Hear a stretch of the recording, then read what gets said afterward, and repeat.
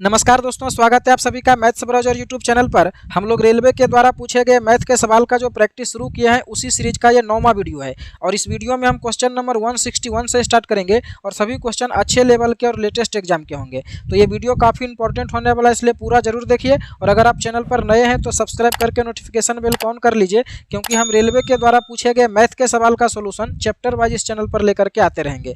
तो आज का पहला सवाल है, कह रहा है कि एक संख्या में 7 जोड़ने के बाद योग को 5 से गुना किया जाता है और इस प्रकार प्राप्त गुणनफल को 9 से विभाजित किया जाता है। इस प्रकार प्राप्त भागफल से 12 प्राप्त करने के लिए 3 घटाया जाता है, तो संख्या क्या है। तो बहुत आसान सवाल है, आपको केवल जैसे जैसे बोल रहा है वैसे वैसे करना है। कह रहा है कि एक संख्या में 7 जोड़ने के बाद, तो कोई एक संख्या हम मान लेते हैं, मान लिया जाए कि एक संख्या ए है। अब कह रहा है इसमें 7 जोड़ने के बाद, तो इसमें 7 जोड़ दिए, है ना। कह रहा है 7 जोड़ने के बाद योग को 5 से गुना किया जाता है, तो इसको 5 से गुना कर दिए। अब कह रहा है इस प्रकार प्राप्त गुणनफल को 9 से विभाजित किया जाता है, तो इसको 9 से विभाजित कर दिए।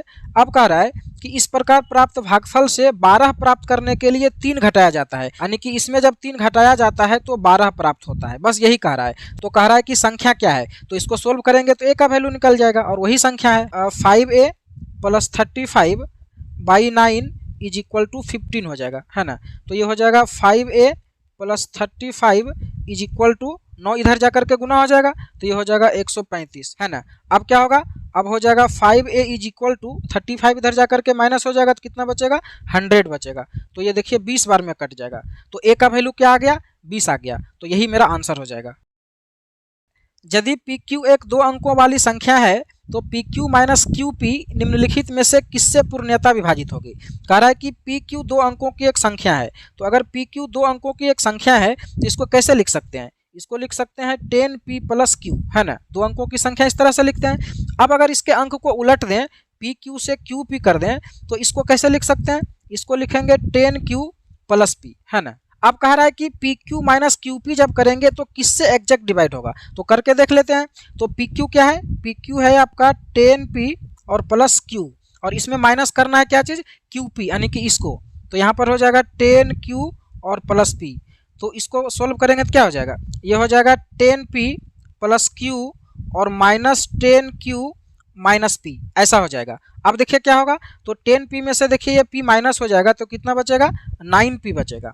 और फिर ये देखिए -10Q और + Q, तो कितना हो जाएगा, -9Q होगा। अब देखिए इन दोनों में 9 कॉमन है, तो 9 अगर बाहर कर लेंगे तो क्या बचेगा, p - Q। तो अब देखिए इस संख्या को देखने से पता चल रहा है कि इस संख्या का वैल्यू जो भी होगा 9 से 100% डिवाइड होगा, क्योंकि यह संख्या 9 का मल्टीपल है ना। यहाँ देखिए आगे में 9 है, इसका मतलब क्या हुआ कि 9 का मल्टीपल है, इसका मतलब ये 100% 9 से डिवाइड होगा। अब देखिए यहीं पर कहा था कि PQ + QP किससे डिवाइड होगा, यानी कि माइनस के जगह प्लस होता तो फिर क्या होता, ये 11 से हमेशा डिवाइड होगा, क्योंकि जब इन दोनों को आप जोड़ेंगे तो आपका 11p + 11Q आएगा, है ना। तो 11 दोनों में कॉमन है, तो 11 से वो डिवाइड होगा। 6 अंकों की सबसे छोटी और सबसे बड़ी धनात्मक संख्याओं का योग ज्ञात कीजिए, जिनमें केवल अंक 0, 4, 6 हैं और इनमें से प्रत्येक अंक कम से कम एक बार आता है।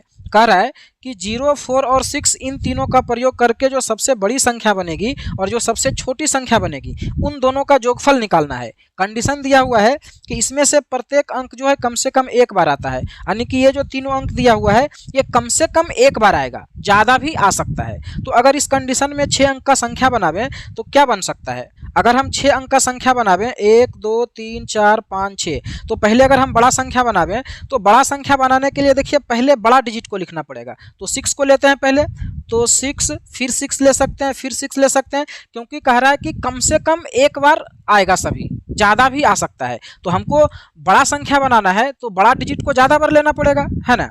तो और एक बार 6 ले सकते हैं, बाकी जो 0 और 4 बचा उसको एक एक बार ले लेते हैं। तो पहले 4 लेते हैं, फिर 0 लेते हैं, चूंकि बड़ा संख्या बनाना है। तो ये जो है 6 अंक का सबसे बड़ा संख्या बनेगा इन तीनों का प्रयोग करके।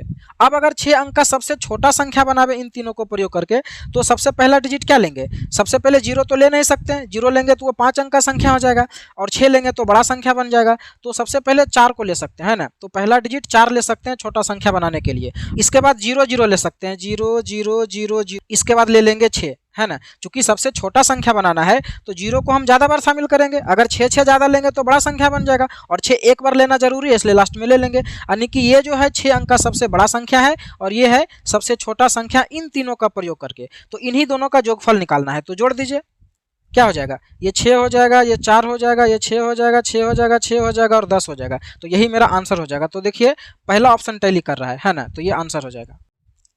ये देखिए बहुत अच्छा और आसान सवाल है। कह रहा है कि इसका और इसका उभयनिष्ठ कारक क्या है, यानी कि कॉमन फैक्टर, उभयनिष्ठ गुणनखंड क्या है दोनों का। तो देखिए इसके लिए आपको एक चीज़ पता होना चाहिए कि a⁴m और +b⁴m में अगर m विषम संख्या है, अगर m ऑड नंबर है तो ये जो संख्या है ये a + b से एग्जैक्ट डिवाइड होता है। ये आपको पता होना चाहिए क्योंकि ये प्रॉपर्टीज है। अगर दो अलग अलग संख्या पर बराबर पावर है और पावर अगर विषम संख्या है तो ये जो संख्या है ये a + b से एग्जैक्ट डिवाइड होगा। तो बस इसी से रिलेटेड ये क्वेश्चन है। देखिए यहाँ पर देखिए दोनों अलग अलग संख्या है ना, लेकिन पावर बराबर है ना, और विषम संख्या में पावर है। इसका मतलब क्या हुआ कि अगर हम ये पता करें कि इसका एक फैक्टर क्या होगा, यानी कि ये किस संख्या से डिवाइड होगा, तो आप कह सकते हैं कि 89 और +87 से ये डिवाइड होगा, जैसा भी प्रॉपर्टीज बताएं, है ना। उसी प्रकार देखिए यहाँ पर भी देखिए अलग अलग है बेस में और पावर बराबर है और विषम संख्या भी है पावर। इसका मतलब अगर इसका भी फैक्टर निकालें तो ये भी 89 और +87 से ही डिवाइड होगा। इसका मतलब दोनों का जो कॉमन फैक्टर है वो यही होगा 89 + 87। तो कितना हो जाएगा, 9 7 16 और 8 8 16 और 1 17, 176। यानी कह सकते हैं कि 176 जो है वो दोनों का कॉमन फैक्टर है। तो ए ऑप्शन आंसर हो जाएगा। ये भी देखिए बहुत अच्छा और आसान सवाल है। कह रहा है कि 124 का n पावर और +124 का n+1 पावर दोनों का जो योगफल है इसका इकाई स्थान पर क्या होगा, है ना। इकाई स्थान का अंक ज्ञात करना है। देखिए केवल कॉमन सेंस का क्वेश्चन है, बहुत आसान है अगर आपका यूनिट डिजिट का कॉन्सेप्ट पता है तो। देखिए दोनों का लास्ट में 4 है ना, यहाँ भी 124 है और यहाँ भी 124 है, मतलब लास्ट का डिजिट क्या है 4। और 4 के लिए आपको पता होगा कि अगर कोई संख्या के लास्ट में 4 है तो इस पर आप कोई भी पावर दे देंगे ना, तो इसका जो यूनिट डिजिट होगा वो दो ही चीज़ आ सकता है, या तो 4 आएगा या फिर 6 आएगा। अगर कोई संख्या के लास्ट में 4 है, जैसे यहाँ पर देखिए 4 है लास्ट में 124 के, तो इस पर कुछ भी पावर देंगे ना तो या तो लास्ट में 4 आएगा या फिर 6 आएगा। तो अब कहाँ पर 4 आएगा, कहाँ पर 6 आएगा, तो देखिए अगर ये पावर विषम संख्या है तो 4 आएगा और अगर ये पावर सम संख्या है तो 6 आएगा। तो बस यहीं से देखिए पता चल जाएगा। तो इसका अगर यूनिट डिजिट हम निकालें तो क्या होगा और इसका क्या होगा। तो देखिए यहाँ पर n पावर है और यहाँ पर n+1 है। इसका मतलब एक चीज़ क्लियर है कि एक का पावर सम संख्या होगा और एक का पावर विषम संख्या होगा। क्योंकि देखिए अगर n मान लिया जाए सम संख्या इवन नंबर तो n+1 क्या हो जाएगा, ऑड नंबर हो जाएगा। या फिर अगर n को आप ऑड नंबर लेंगे तो n+1 इवन नंबर हो जाएगा, है ना। चूंकि n और n+1 पावर है, इससे पता चल रहा है कि एक का पावर विषम संख्या है और एक का पावर सम संख्या है। तो यहाँ से क्लियर हो गया कि एक का जो यूनिट डिजिट आएगा वो 4 आएगा और एक का 6 आएगा।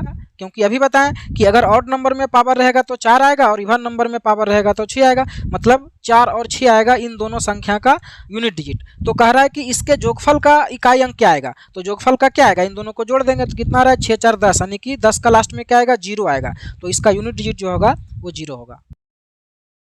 निम्न में से किस संख्या का वर्गमूल एक अपरिमेय संख्या होगा। तो अपरिमेय संख्या होने का मतलब हुआ कि जिसका पूरा पूरा वर्गमूल नहीं निकलेगा। और एक चीज़ हम आपको बताए थे कि कोई भी संख्या के लास्ट में अगर 2 3 7 या 8 इन चारों डिजिट में से कोई भी डिजिट अगर कोई संख्या के लास्ट में आता है तो उसका कभी भी पूरा वर्गमूल नहीं निकलता है। तो यहाँ पर देखिए सीधा सीधा दिख रहा है जो बी ऑप्शन है, इसका लास्ट में 8 है। इसका मतलब इसका जब आप वर्गमूल निकालेंगे तो पूरा पूरा नहीं निकलेगा। तो इसी का जो वर्गमूल आएगा वो अपरिमेय संख्या आएगा।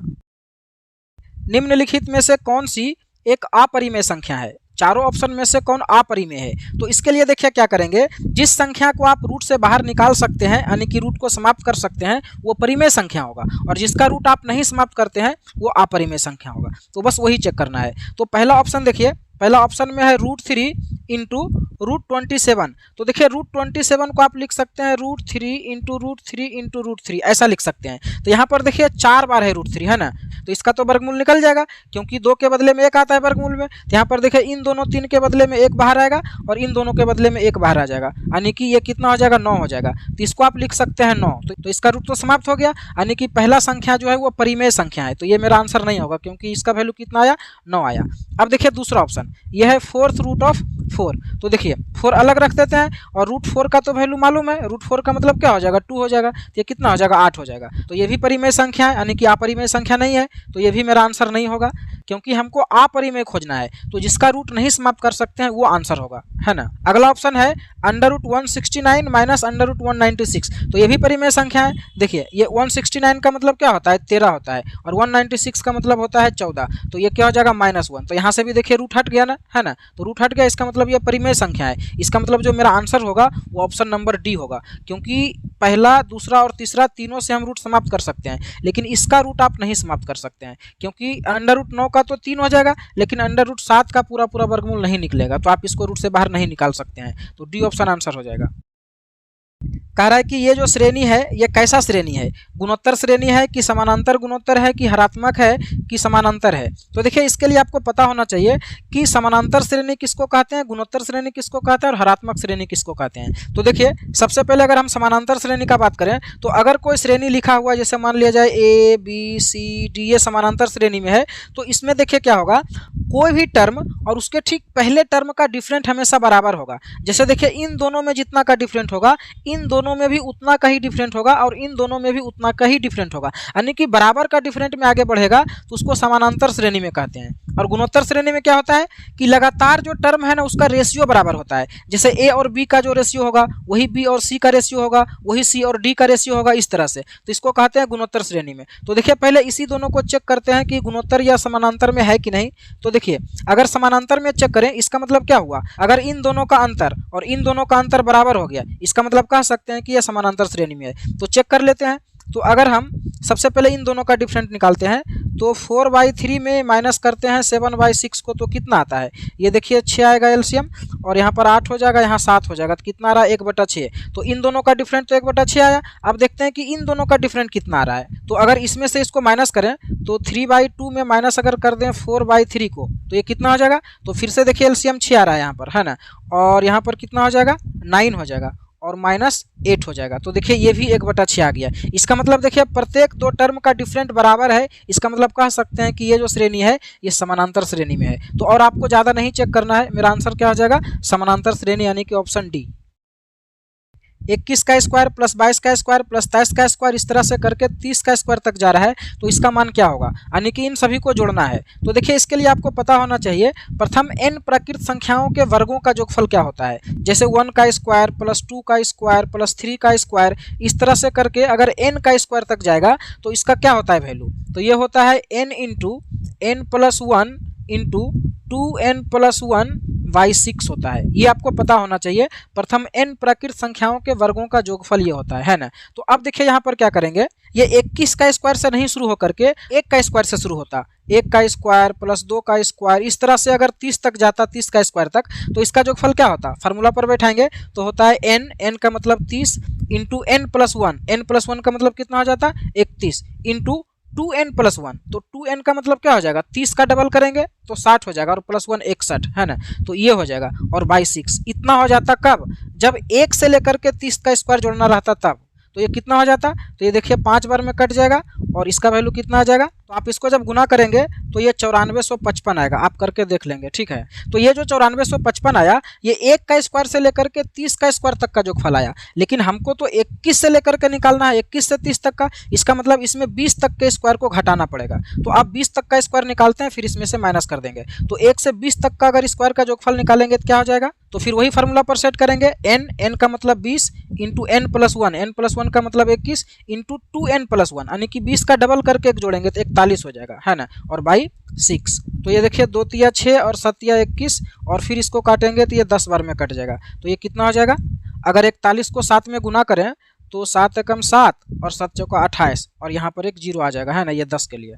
तो 20 तक का स्क्वायर का जोगफल इतना आया, है ना, तो इसको इसमें घटा देंगे, तो इसमें घटा दिए यहीं पर 2870 अगर माइनस कर देंगे तो कितना हो जाएगा 5, ये 15 में से 7 जगह 8, और ये बचेगा 3, 13 में से 8 जगह 5, ये बचेगा 8, 8 में से 2 जगह 6, तो 6585 आ रहा है। तो 6585 है क्या, हाँ बी ऑप्शन में, तो बी ऑप्शन मेरा आंसर हो जाएगा। जब 25 का पावर 25 को 26 से विभाजित किया जाता है तो शेषफल क्या होगा। इस तरह का सवाल हम पिछले वीडियो में भी बताए थे। कह रहा है कि 25 का पावर 25 है और इसको 26 से भाग देंगे तो रिमाइंडर क्या आएगा। तो देखिए 25 का पावर 25 का मतलब क्या हुआ कि 25 गुना 25 गुना 25 25 बार होगा, है ना, और उसको 26 से भाग देना है। तो अगर हम 25 में केवल एक बार 26 से भाग देते हैं, यानी कि एक 25 में अगर 6 से भाग देंगे तो रिमाइंडर क्या आएगा, माइनस का 1 आएगा। ये चीज़ आपको पता होगा अगर आप रिमाइंडर थ्योरम पढ़े होंगे। तो 25 को अगर 26 से भाग देंगे तो रिमाइंडर -1 आएगा। लेकिन यहाँ पर तो 25 25 बार है, इसका मतलब है कि -1 जो रिमाइंडर है वो 25 बार आएगा, और -1 अगर 25 बार आएगा तो इसका वैल्यू क्या हो जाएगा, -1 हो जाएगा। चूंकि माइनस के ऊपर ऑड पावर है, इसका वैल्यू क्या होता है, -1, और -1 में कभी भी रिमाइंडर नहीं आता है। जब भी शेषफल निकालना हो तो उसका आंसर माइनस में कभी भी नहीं होता है, लेकिन यहाँ पर मेरा माइनस में आ रहा है तो क्या करेंगे, तो मेरा जो रिमाइंडर माइनस में आया 1, इसको क्या करेंगे, जिससे भाग दे रहे हैं उसमें से माइनस कर देंगे। तो भाग किससे दे रहे हैं, 26 से, तो 26 में एक माइनस कर देंगे तो मेरा आंसर कितना हो जाएगा, 25 हो जाएगा, यानी इसका आंसर 25 हो जाएगा। ये रिमाइंडर थ्योरम का कॉन्सेप्ट है। अगर आप रिमाइंडर थ्योरम नहीं पढ़े हैं तो आप रिमाइंडर थ्योरम को एक बार देख लें। कह रहा है कि ये जो श्रृंखला है इसके 20 पदों का योगफल कितना होगा, है ना। तो सबसे पहले देखिए 20वां पद होगा क्या, ये पता होना चाहिए, है ना। यहाँ देखिए 1/5 गुना 6, 1/6 गुना 7, 1/7 गुना 8, इस तरह से जा रहा है। तो इसका 20वां पद क्या होगा, तो देखिए 20वां पद आपको ऐसे ही पता चल जाएगा, क्योंकि शुरू कहाँ से हो रहा है, 5 से। देखिए 5 6 7, अगर सभी का पहला टर्म देखें तो 5 6 7 इस तरह से जा रहा है। तो 20वां पद क्या होगा, तो 5 में अगर 20 जोड़ेंगे तो 25 हो जाएगा, लेकिन 25 20वां पद नहीं होगा, 24 होगा, क्योंकि फर्स्ट एंड लास्ट नंबर को लेकर के 20 होना चाहिए, है ना। तो 24 तक जाएगा। इसका मतलब कह सकते हैं कि लास्ट का जो टर्म होगा वो होगा 1/24 और गुना 25, ये होगा लास्ट का टर्म, यानी कि 20वां टर्म, और इसी का योगफल हमको निकालना है। तो इसके लिए हम आपको टेक्निक बताए थे, कभी भी इस तरह का सीरीज दिया हुआ और इसको जोड़ना है तो देखिए क्या करना है, 1 डिफरेंट को लेना है, यानी कि नीचे जितना का डिफरेंट रहेगा। जैसे देखिए 1 1 का डिफरेंट है, 5 और 6 में 1 का डिफरेंट है, 6 7 में 1 1 का डिफरेंट है, तो 1 डिफरेंट लेना है और into first number minus last number, बस इतना ही करना है। तो देखिए क्या हो जाएगा, 1 डिफरेंट, तो 1 डिफरेंट कितना का है, 1 का है तो 1 ही रह जाएगा। फर्स्ट टर्म क्या हो जाएगा, तो फर्स्ट टर्म ये वाला लेना, इधर से जो है 1/5 है ना, इसको फर्स्ट टर्म में लेना है 1/5 को, और लास्ट टर्म में क्या लेना है, लास्ट टर्म में 1/25 को लेना है, 1/25। तो बस यही आंसर हो जाएगा। तो इसको सोल्व करेंगे तो कितना हो जाएगा, तो देखिए इन दोनों का एलसीएम कितना हो जाएगा, 25 हो जाएगा, है ना। तो यहाँ पर 5 हो जाएगा और यहाँ पर 1 हो जाएगा, तो ये 4/25 आ रहा है। तो 4/25 का मतलब क्या हो जाएगा, 25 से भाग दे दीजिए 4 में, तो कितना हो जाएगा, पॉइंट लेकर के यहाँ 0 लेंगे तो यहाँ भी 0 लेंगे, तो एक बार में लगेगा 25, कितना बचेगा 15, फिर 0 लेंगे तो 25 6 का 150, यानी कि 0.016 आएगा। 0.016 कहाँ पर है, 0.016 सी ऑप्शन में है। उस धनात्मक संख्या की गणना कीजिए जिसे 15 से जोड़ने पर एक संख्या के व्युत्क्रम के 100 गुना के बराबर होती है। इस तरह का सवाल भी कल बताए थे। कह रहा है कि एक संख्या ऐसा बताइए जिसे 15 से जोड़ने पर, मान लिया जाए कि वो संख्या है ए, तो इसको 15 से कह रहा है जोड़ने पर संख्या के व्युत्क्रम के 100 गुना के बराबर हो जाता है। तो संख्या का व्युत्क्रम क्या हो जाएगा, 1/a, और इसका 100 गुना के बराबर होता है, बस यही है। तो इसको सोल्व करेंगे तो क्या हो जाएगा, तो अगर हम क्रॉस मल्टीप्लिकेशन कर दें तो ये हो जाएगा a² और plus 15a is equal to 100। तो ये द्विघात समीकरण हो गया, क्योंकि अगर 100 को इधर लाख माइनस कर दें तो उधर 0 बचेगा, है ना। अगर हम इसको ऐसा लिख दें -100 कर दें और इज इक्वल टू 0, तो ये द्विघात समीकरण में हो गया। तो इसको देखिए करेंगे सोल्व, तो a का वैल्यू क्या हो जाएगा, तो यहाँ पर a का वैल्यू क्या होगा ये आप सभी को सोल्व करना है और कमेंट बॉक्स में बताना है। देखते हैं कितने लोग इसका आंसर दे पाते हैं। ठीक है, हम अगले क्वेश्चन को देखते हैं। 18,769 के वर्गमूल में कितने अंक होंगे। तो देखिए इसके लिए आपको क्या पता होना चाहिए, मान लीजिए कोई संख्या लिखा हुआ है 1 2 3 4 5 6 अंक का, है ना। तो 6 अंक है इसमें, तो इसका जब स्क्वायर रूट निकालेंगे तो यहाँ पर जो अंक आएगा स्क्वायर रूट में वो 3 अंक आएगा, यानी कि इसका आधा हो जाएगा। लेकिन अगर मान लीजिए 5 अंक रहेगा संख्या में, तो 1 2 3 4 5, तो इसका स्क्वायर रूट निकालेंगे तो कितना हो जाएगा, तो यहाँ पर देखिए यहाँ भी आपका 3 अंक आएगा, क्योंकि देखिए इसको ऐसे समझिए 2 अंक का पेयर बनाना है, जितना पेयर बनेगा उतना ही अंक आएगा वर्गमूल निकालने पर। तो यहाँ पर देखिए 1 पेयर 2 पेयर 3 पेयर बन रहा है ना, तो 3 अंक आएगा। लेकिन यहाँ अगर पेयर बनावे तो देखिए 1 पेयर 2 पेयर बनने के बाद 1 अंक बच जा रहा है ना, तो इसको भी तो पेयर बनाना पड़ेगा ना। जैसे वर्गमूल निकालते हैं तो आगे में 0 लेके बनाते हैं पेयर, है ना। इसका मतलब यहाँ से भी एक संख्या आएगा तो 3 आएगा। तो अगर आधा हो जाएगा तब तो आधा अंक आएगा, और अगर नहीं आएगा तो 1 बढ़ जाएगा, है ना। तो यहाँ पर देखिए कितना अंक आएगा इसका लास्ट में, तो यहाँ पर देखिए 1 8 7 6 9, है ना। तो 1 पेयर 2 पेयर और 1 बच रहा है, इसका मतलब 3 अंक आएगा इसमें, बी ऑप्शन आंसर हो जाएगा। अब इस सवाल को देखिए, कह रहा है कि +1 -1 +1 -1 इस तरह से करके 101 बार जा रहा है, तो इसका वैल्यू क्या होगा। यानी कि इसमें केवल 1 है, एक बार प्लस में एक बार माइनस में, एक बार प्लस में एक बार माइनस में, और इस तरह से ये 101 बार है, तो इसका वैल्यू क्या होगा। तो देखिए यहाँ पर तो एक चीज़ आपको पता लग रहा होगा कि अगर ये 101 बार है तो प्लस या माइनस में से कोई भी एक 50 बार होगा और एक 51 बार होगा, है ना। चूंकि 101 बार है तो प्लस या माइनस में से कोई भी एक 50 बार होगा और एक 51 बार होगा, है ना। तो अब यहाँ पर कंफ्यूजन ये होगा कि प्लस वाला ज़्यादा बार है कि माइनस वाला ज़्यादा बार है। तो देखिए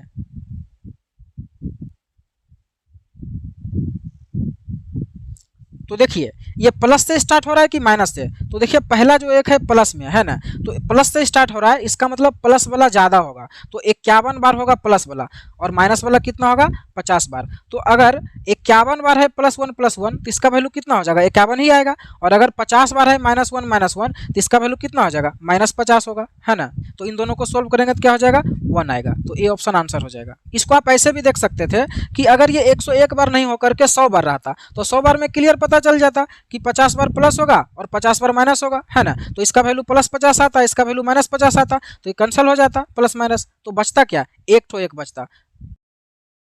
एक संख्या x को 7 से विभाजित करने पर एक शेषफल बचता है और दूसरी संख्या y को 7 से विभाजित करने पर 2 शेष बचता है। तो यदि x + y को 7 से विभाजित किया जाए तो शेषफल क्या होगा। तो देखिए बहुत सिंपल और कॉमन सेंस का क्वेश्चन है, इसका आंसर 3 हो जाएगा। क्योंकि एक संख्या को जब भाग देते हैं 7 से तो एक शेषफल आता है, और दूसरा संख्या को भाग देते हैं तो 2 शेषफल आता है। अब कह रहा है उन दोनों संख्या को जोगफल को भाग देना है ना, तो शेषफल भी जुट जाएगा, 2 और 1 3 हो जाएगा, ये ऑप्शन आंसर हो जाएगा। देखिए इसको आप एग्जाम्पल से समझ सकते हैं। मान लिया जाए कि एक संख्या है x, इसको 7 से जब भाग देते हैं तो रिमाइंडर मान लिया जाए कि R1 आता है ना। अब मान लिया जाए एक संख्या है y, इसको जब 7 से भाग देते हैं तो मान लिया जाए कि रिमाइंडर जो है R2 आता है। तो जब x + y यानी कि इसका और इसका जोगफल को भाग देंगे ना तो रिमाइंडर इन दोनों के जोगफल के बराबर होगा। इसको आप एक और एग्जाम्पल से समझ सकते हैं, कोई नंबर लेकर के। जैसे मान लिया जाए एक नंबर हम ले लिए 15 और एक नंबर ले लिए 25, तो इसको भी 7 से भाग देते हैं, है ना, और इसको भी 7 से भाग देते हैं। तो देखिए यहाँ पर 2 बार में लगेगा 14, तो कितना बचेगा 1 बचेगा, रिमाइंडर 1 आया। अब यहाँ भाग देते हैं तो यहाँ पर देखिए कितना बार में लगेगा 3 बार में लगेगा 21, तो कितना बचेगा 4 बचेगा। तो 15 को भाग दिए तो 1 शेषफल आया और 25 को भाग दिए तो 4 शेषफल आया। अब 15 और 25 के जोगफल यानी कि 40 को भाग देते हैं 7 से, तो कितना आता है। तो देखिए कितना आ जाएगा 7 × 5 = 35, कितना बचेगा 5। तो देखिए 5 जो है ये 1 और 4 के जोगफल के बराबर है कि नहीं, है ना। तो ये दोनों जो शेषफल आया इसका जोगफल के बराबर यहाँ आया। तो उसी प्रकार यहाँ पर कह रहा है कि एक संख्या को भाग देते हैं तो 1 आता है, और दूसरा संख्या को भाग देते हैं वही 7 से तो 2 आता है। तो x + y को भाग देंगे तो कितना शेषफल आएगा, तो ये दोनों जुट जाएगा, तो 2 और 1 3 हो जाएगा। 1 से 10 तक दोनों को सम्मिलित करने वाली प्राकृत संख्याओं के घनों का योग क्या होगा। यानी कि 1 से लेकर के 10 तक सभी प्राकृत संख्याओं के घनों का जोगफल निकालना है। मतलब 1³ + 2³ + 3³ इस तरह से कर करके 10 का क्यूब तक को जोड़ना है। तो देखिए इसके लिए फार्मूला होता है, अगर 1 से लेकर के n तक के घनों का जोगफल निकालना है तो फार्मूला होता है n × n + 1/2 का होल स्क्वायर, है ना, ये फार्मूला होता है। तो यहाँ पर n क्या हो जाएगा 10 हो जाएगा, कितना हो जाएगा 10, और n + 1 कितना हो जाएगा 11 और बटा 2, इसका स्क्वायर करना है। तो देखिए ये 5 बार में कट जाएगा तो कितना हो जाएगा 55, और 55 का स्क्वायर आपको पता होगा कि 325 होता है, तो बी ऑप्शन आंसर हो जाएगा। एक संख्या में 3 अंक होते हैं जिसका योग 18 है और मध्य के अंक अन्य 2 के योग के बराबर है। यदि संख्या के अंकों को उलट देने पर संख्या इतना वृद्धि हो जाती है तो संख्या क्या है। देखिए ऑप्शन से केवल आप चेक कर लें। पहले देखिए क्या बोला कि संख्या 3 अंक का है, तो 3 अंक का तो सभी है। अब कह रहा है तीनों अंकों का जोगफल 18 है, तो 18 देखिए यहाँ पर 8 6 14 4 18 यहाँ भी हो रहा है, यहाँ पर 9 5 14 4 18 यहाँ भी है, यहाँ भी 18 हो रहा है, और 9 6 15 3 18, तो सभी में 18 हो रहा है, तो यहाँ से तो काम नहीं बनेगा। अब आगे देखिए कह रहा है कि मध्य का जो अंक है वो अन्य 2 अंकों के जोगफल के बराबर है, यानी कि बीच का जो अंक है ना वो इन दोनों के जोगफल के बराबर है, ऐसा कह रहा है। तो कहाँ पर ऐसा है, तो यहाँ पर देखिए 6 4 10 हो रहा है, तो 10 तो यहाँ पर बीच में नहीं है, इसका मतलब ये ऑप्शन कट गया।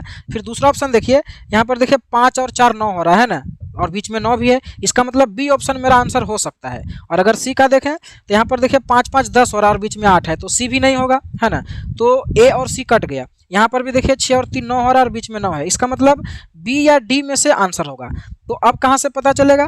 तो देखिए आगे फिर कह रहा है कि अंक को उलटने पर संख्या जो है वो 297 बढ़ जाता है। तो चेक कर लेते हैं। तो बी ऑप्शन देखिए कितना है, 4, 9 और 5। तो इसके अंक को उल्टेंगे तो कितना हो जाएगा? उलटने से हो जाएगा 5, 9 और 4। तो देखते हैं कि इतना आता है कि नहीं, 297। तो देखिए 14, 14 में से 5 गया तो 9 आ रहा है। तो लास्ट में देखिए 9 आ रहा है जबकि यहाँ 7 है, तो ये तो होगा नहीं। इसका मतलब डी ऑप्शन आंसर होगा। यहाँ पर देखिए हो जाएगा, आप चेक कर सकते हैं। अगर यहाँ पर आप चेक करें तो देखिए लास्ट का ऑप्शन कितना है, 396। तो इसको उल्टेंगे तो कितना हो जाएगा, 693 हो जाएगा। तो माइनस करने से देखिए कितना हो जाएगा, ये 3 में से 6 नहीं घटेगा, 13 में से 6 जाएगा, 7 बचेगा और ये हो जाएगा 8। तो 18 में से 9 जाएगा 9 और ये 5 में से 3 जाएगा तो 2। देखिए 297 आ रहा है ना, तो डी ऑप्शन आंसर हो जाएगा।